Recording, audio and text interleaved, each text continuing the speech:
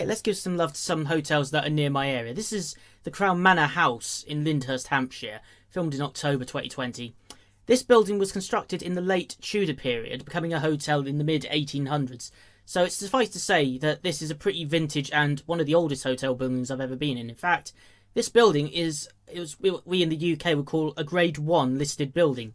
And the hotel itself is also an independent run hotel. So this obviously isn't linked to any major chains and that. So there's a level of authenticity and service that feels quite natural to the area we were in at the end of the New Forest. As you can see, there's a lot of woodland around. This is great for anyone who wants to get away to a nature holiday.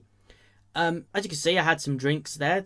They do have a happy hour going on. At least they did at the time of filming, where you could get 2 drinks for, I think it was about half price. So it was 2 for 1 offer. Very delicious cocktails. Obviously, they offer breakfast and restaurant service on top of that.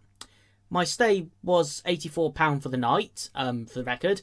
Free parking was included at this establishment, which I thought was absolutely brilliant, especially given that this is somewhere a lot of people would have to pretty much rely on driving to. So it's nice to see that they are giving you that with your stay. They even let me stay a little longer so I could visit the high street before I left the following morning.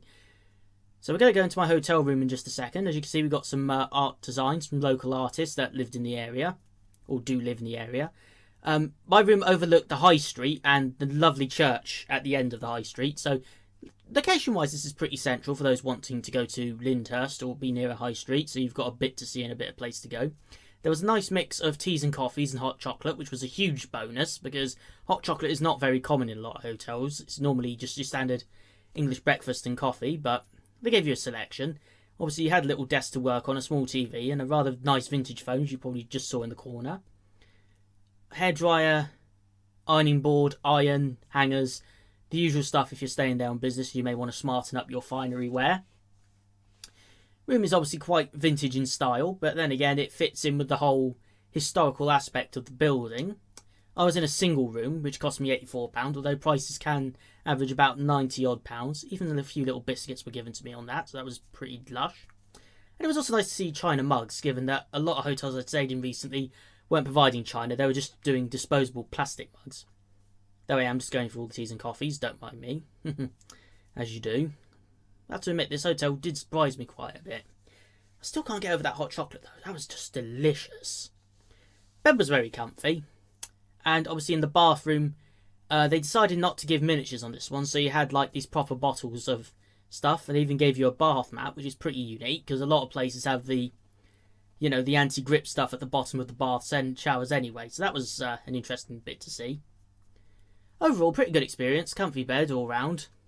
As for breakfast, well, I went to dinner out to a restaurant called Passage to India. That's just around the corner from the hotel. Although, like I said, you can buy your own dinner in the hotel room, if you wish.